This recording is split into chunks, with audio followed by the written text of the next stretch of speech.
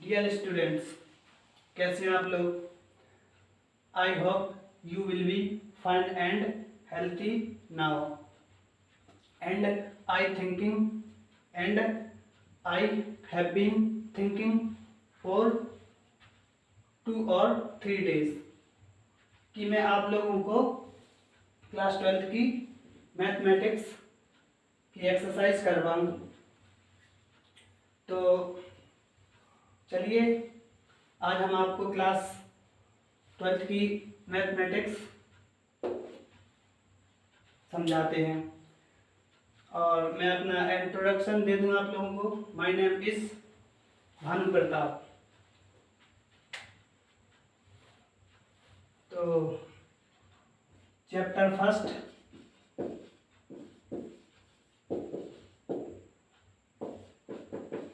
संबंध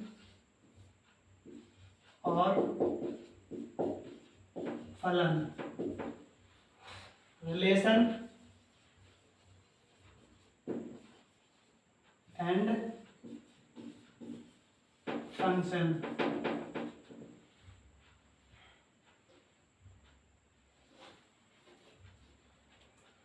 जैसा कि आपने क्लास 11th में कुछ बेसिक चीजें जैसे प्रांत,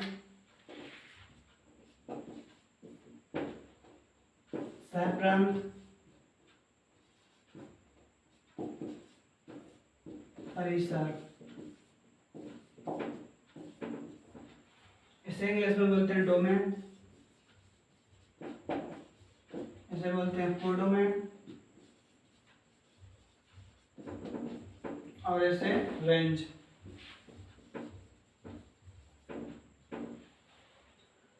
यदि आपने क्लास 11th में पढ़ी हैं तो ठीक है, और यदि नहीं पढ़ी हैं तो 1 या 2 दिन में क्लास 11th की एक्सरसाइज जो मैं चैप्टर करवाऊंगा डोमेन और कोडोमेन रेंज का, वो मेरी यूट्यूब पर अपलोड हो जाएगी, तो आप वहां से कवर कर लेना। चलिए अब बढ़ते हैं चैप्टर की ओर।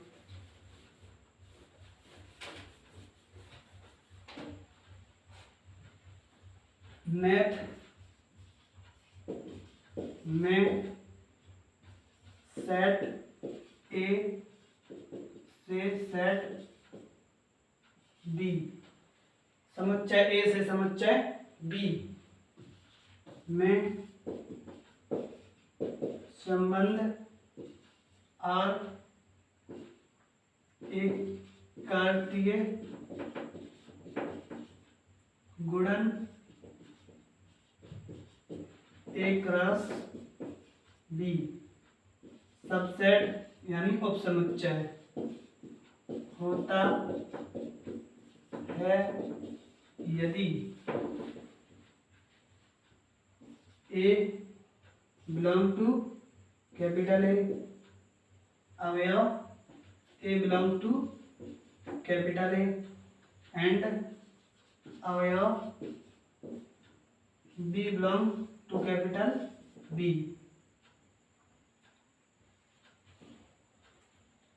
इस प्रकार लिखा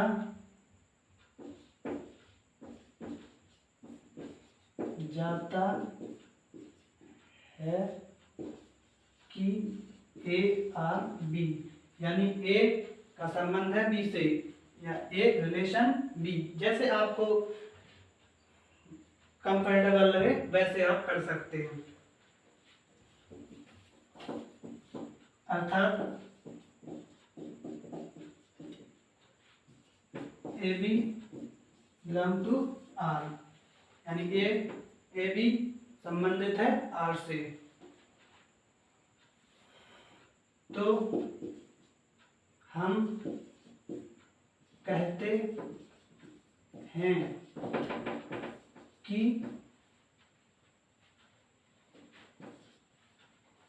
संबंध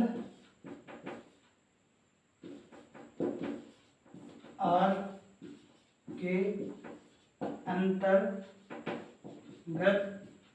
अंतर्गत ए बी से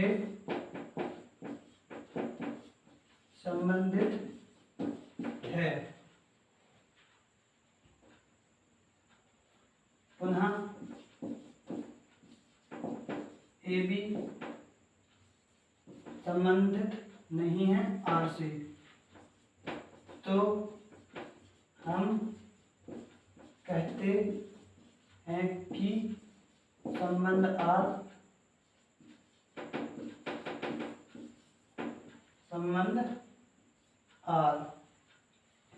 के अंतर्गत ए बी से संबंधित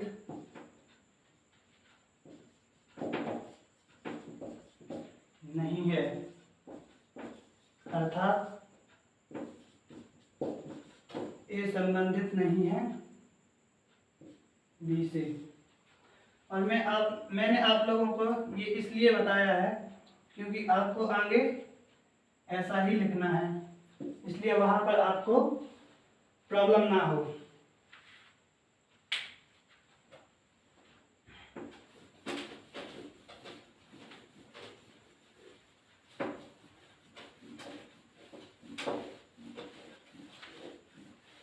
अब बताते हैं हम आप लोगों को संबंधों के प्रकार।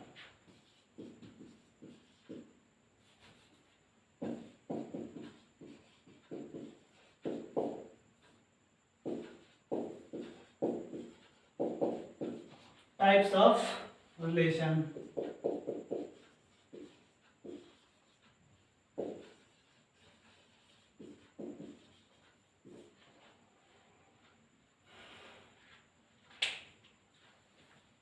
Relations are of 8 types.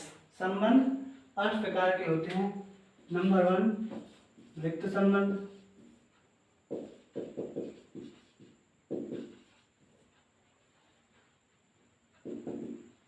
English में से बोलते हैं एम्प्टी रिलेशन।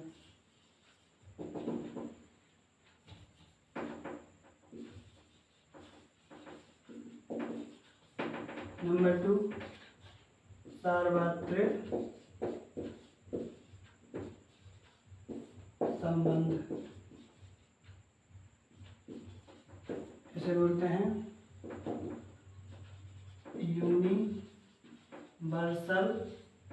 रिलेशन। नंबर 3 तत्सम संबंध,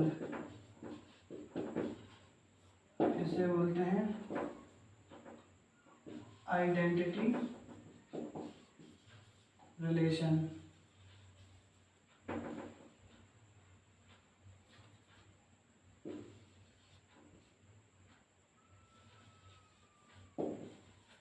नंबर 4 प्रतिलोम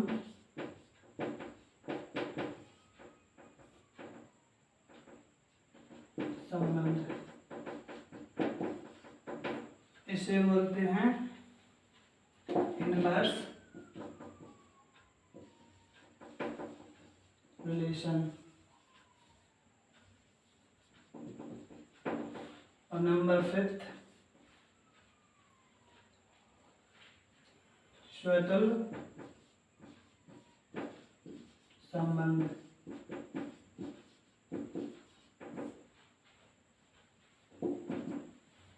इसे बोलते हैं रिफ्लेक्सिव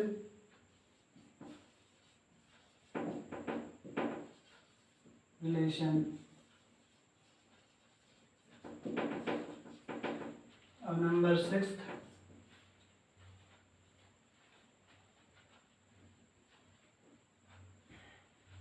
सम्मित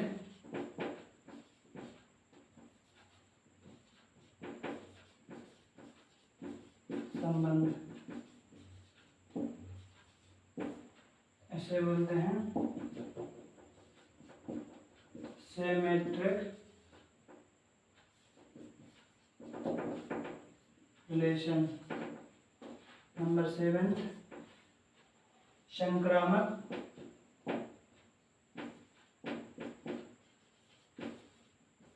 संबंध,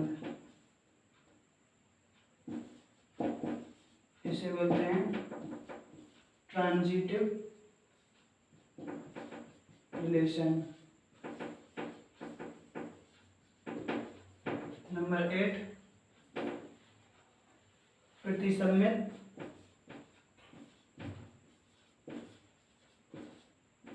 संबंध,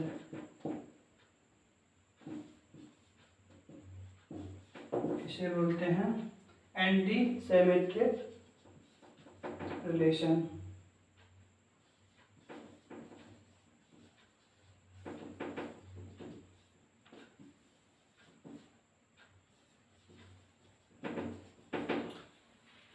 तो ये तो आपको जानना जरूरी है, लेकिन ये आपको एक्सरसाइज में प्रूव नहीं करना है, मतलब जानना जरूरी है। और ये 6th कंडीशन आपको प्रूव भी करना है और जानना भी जरूरी है। तो चलिए मैं रिक्त संबंध बता देता हूँ आपको।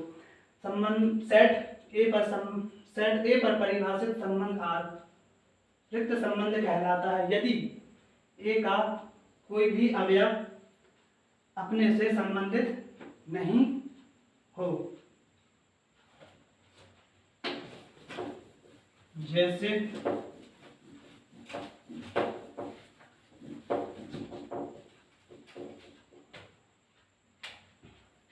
Set A equal to 1 2 3 4, R equal to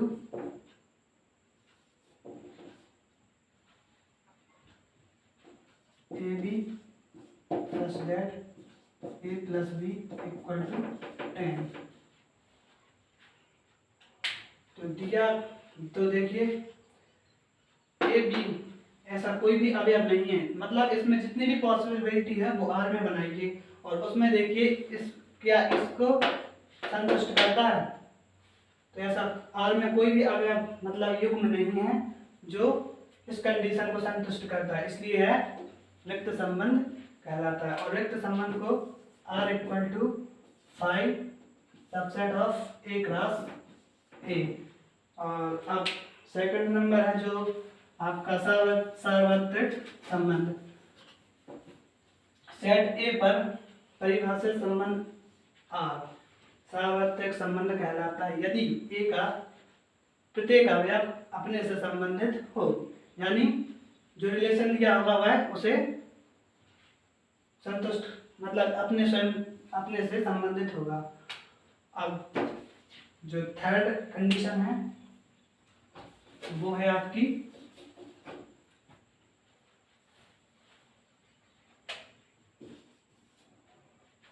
तत्सम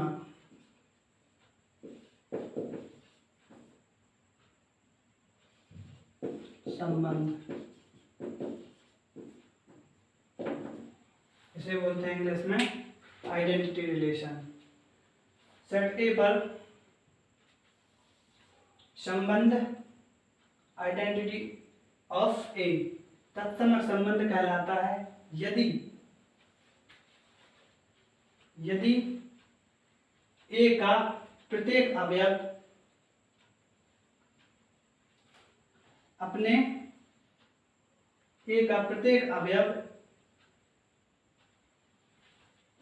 अपने से संबंधित होता है। जैसे set A equal to A B C,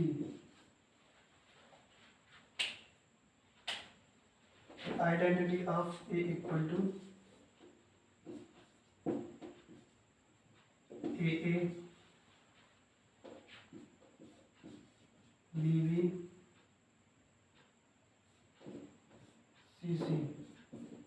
तो हम कहेंगे कि दिया गया संबंध तत्समक संबंध है, यानी स्वयं का स्वयं से संबंध होना चाहिए। Number fourth inverse.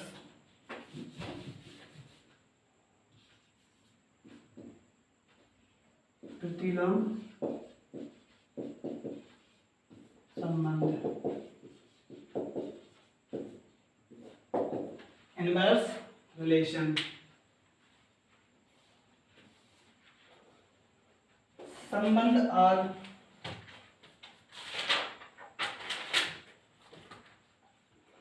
माना कि आर सेट ए से सेट बी में कोई संबंध है, तब आर का प्रतिलंब जिसे आर इनवर्स से प्रकट करते हैं समुच्चय बी से ए में वह संबंध है जिसमें वे क्रमिक युग्म होते हैं जिनके क्रम उलटने से वे आर में होते हैं। जैसे R inverse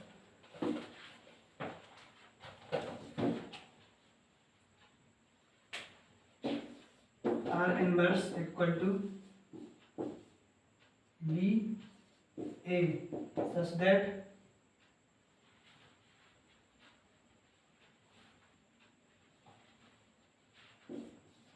A B belong to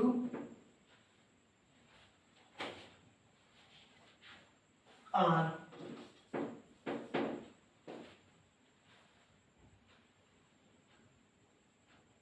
R equal to BA, R inverse example के तौर पर R equal to example first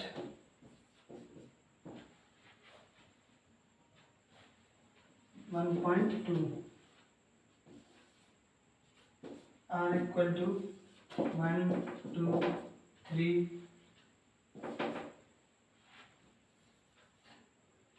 और R equal to 1 2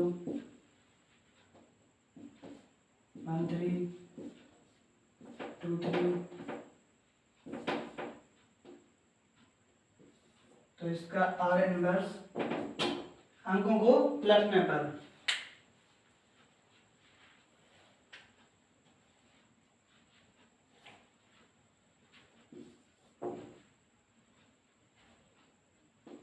टू 1 3 1 3 2, ये इसका अंकों को यदि अंकों को पलट दें तो वह आर इनवर्स कहलाता है, और यदि आर इनवर्स को पलटे तो वह आर में प्रत्येक अवयव आर में होना चाहिए, तो वह इनवर्स रिलेशन कहलाता है। फिफ्थ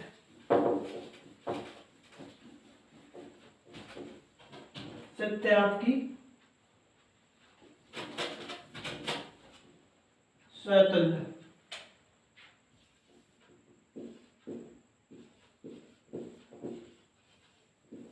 संबंध, इसे बोलते हैं रिफ्लेक्सिव रिलेशन। सेट ए पर परिभाषित संबंध आर रिफ्लेक्सिव रिलेशन या स्वतुल्य संबंध कहलाता है यदि ए बिलोंग करता हो सेट ए को, तो ए बिलोंग करना चाहिए किसको, आर को, तो यह संबंध स्वतुल्य कहलाएगा। यदि ए मतलब जितने भी सेट ए में अवयव होंगे वे स्वयं के स्वयं को स्वयं का स्वयं से संबंधित होना, रिलेशन आर से आर में हो तो वह स्वतुल्य कहलाएगा। और नंबर सिक्स है सममित संबंध।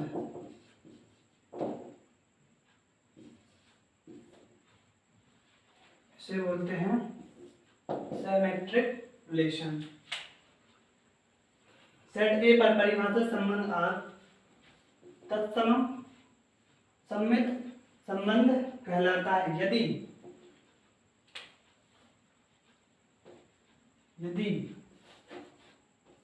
ए सेट ए इक्वल टू कोई सेट दिया रहेगा आपको, जैसे ए बी, तो ए R b implies that b R a, तो यह सममित संबंध कहलाता है, अर्थात A B belong to R implies that BA belong to R. Number 7th condition, संक्रामक।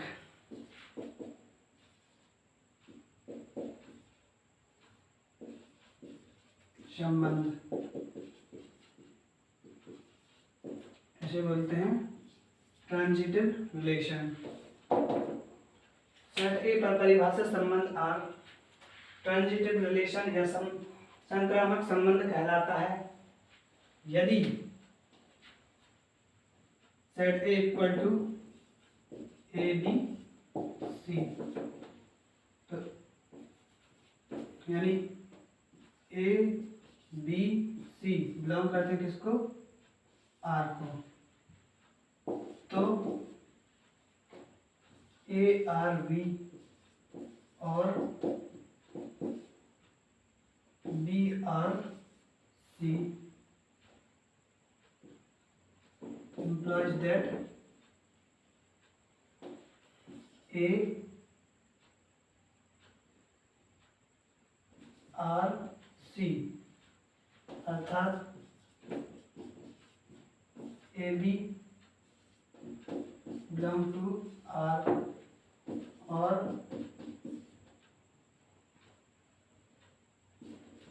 B C belong to R, तो A C belong to are.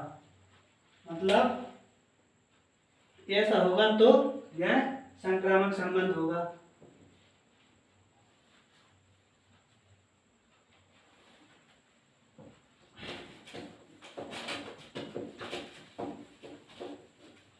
अब लास्ट कंडीशन, प्रतिसम्मित संबंध,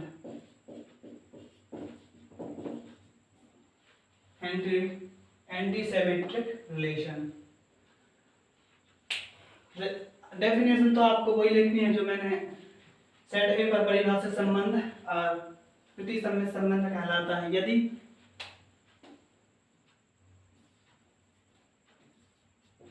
ए बी बिलोंग करता हो ए को, सेट ए को, तो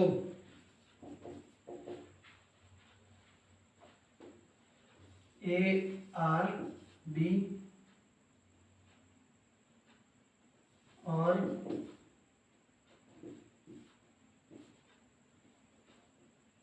बी आर ए, तब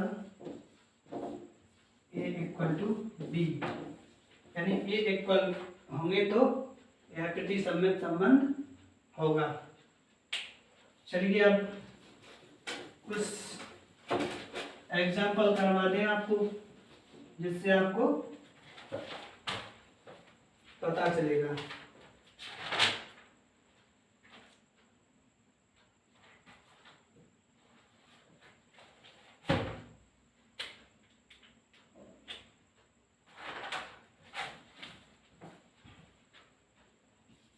example 1, set A equal to 1 2 3, R equal to 1 1 1 2 1 3 2 1 और 3 3, S equal to 1 1 1 2 2 1 2 2 3 3।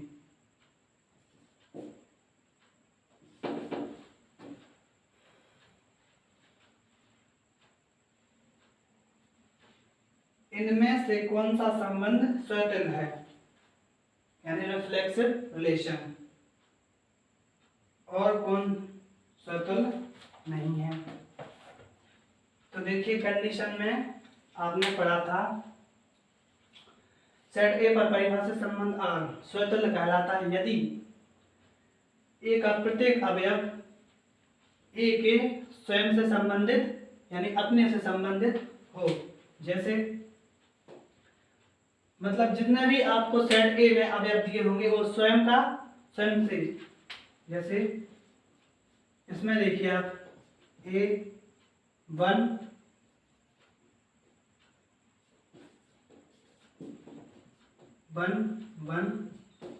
Belong to are,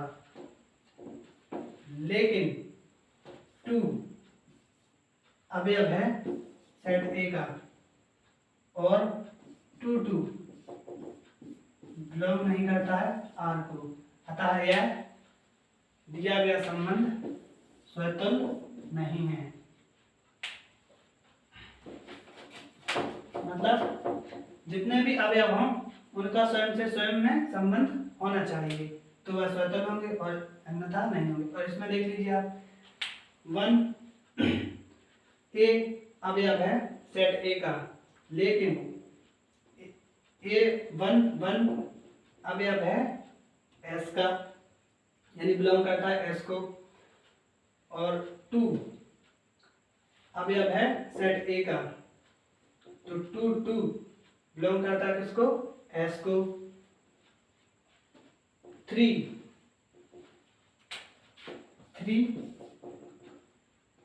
belong करता है किसको, अवयव है सेट ए का, लेकिन थ्री बिलोंग करता है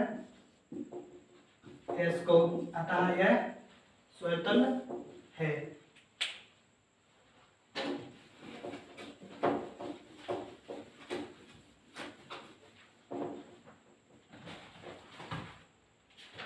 इसी प्रकार से आप कंडीशन को फॉलो करवाते जाएंगे और आपके क्वेश्चन सॉल्व होते जाएंगे।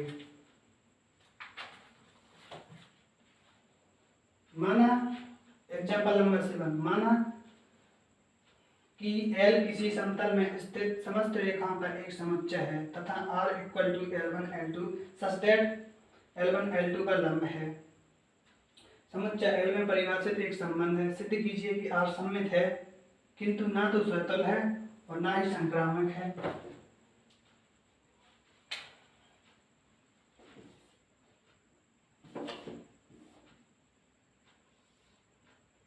यहाँ बनेगा 90 डिग्री।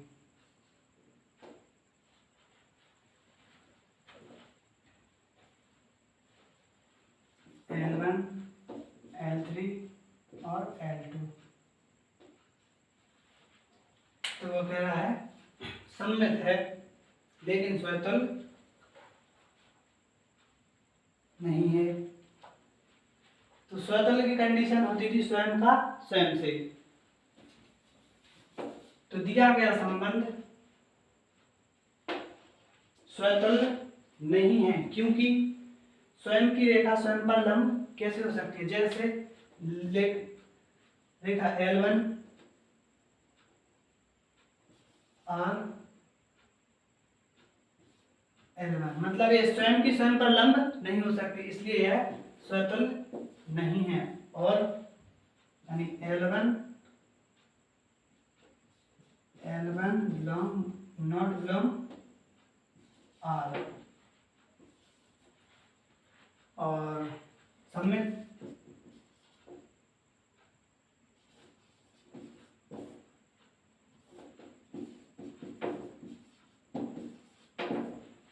देखिए L1 L2 माना L1 लंब है L2 पर और बिलोंग करते हैं किसको, R को। तो L2 L1 belong to R, अतः यह सममित है लेकिन स्वतल नहीं क्योंकि स्वयं की रेखा स्वयं पर लंब नहीं होती। अब मैं चलिए आपको डायरेक्ट एग्जाम्पल एक्सरसाइज 1A का क्वेश्चन फर्स्ट सॉल्व करवा दूं। R equal to X Y such that X plus Y equal to 7 जहाँ एक्स वाई बिलोंग करते हैं किसको, एन को। इस एन का मतलब होता है नेचुरल नंबर यानी प्राकृतिक संख्या। सॉल्व हमको उसमें से क्या करना है, यदि n प्राप्त क्वेश्चन फर्स्ट, यदि n प्राकृतिक संख्याओं का समुच्चय हो तो निम्नलिखित संबंध r का डोमेन यानी प्रांत क्या होगा।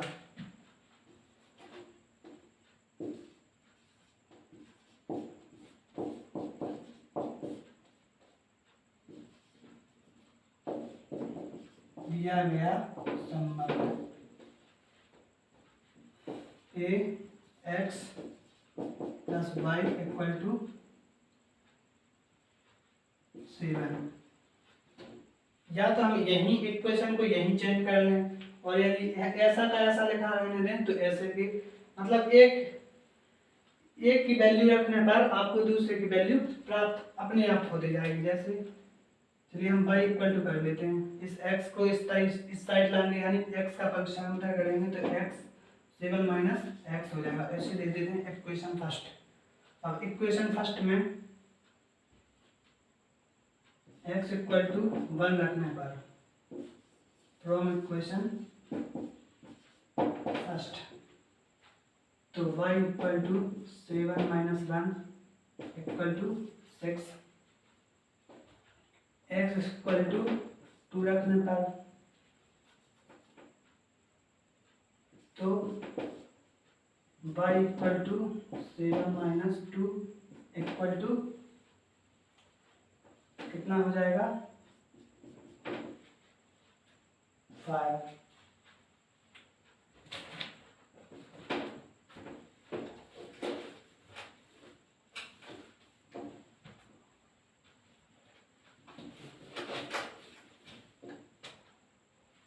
x equal to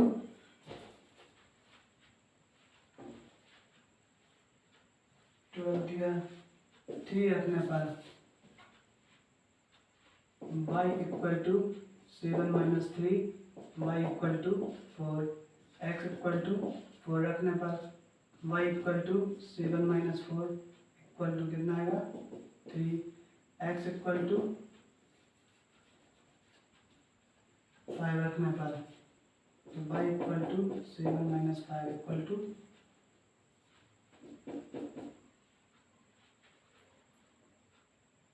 2, x equal to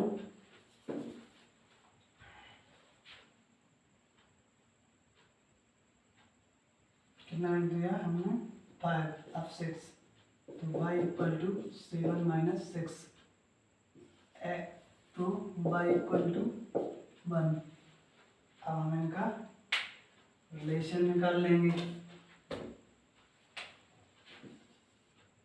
r equal to x equal to हमने जब 1 रखा तो y इक्वल टू हमें 6 प्राप्त हुआ, x इक्वल टू 2 रखा तो y इक्वल टू 5 मिला, x इक्वल टू 3 रखा तो y इक्वल टू हमें 4 मिला, x इक्वल टू 4 रखा तो y इक्वल टू 3 मिला, x इक्वल टू 5 रखा तो y इक्वल टू 2 मिला, x इक्वल टू 6 रखा तो y इक्वल टू हमें 1 मिला। तो पहला अंक कहलाता है क्या डोमेन, और दूसरा अंक कहलाता है रेंज या परिसर। पहला अंक कहलाएगा इसका डोमेन, और दूसरा अंक कहलाएगा इसका रेंज। तो हम डोमेन यानी प्रांत या डोमेन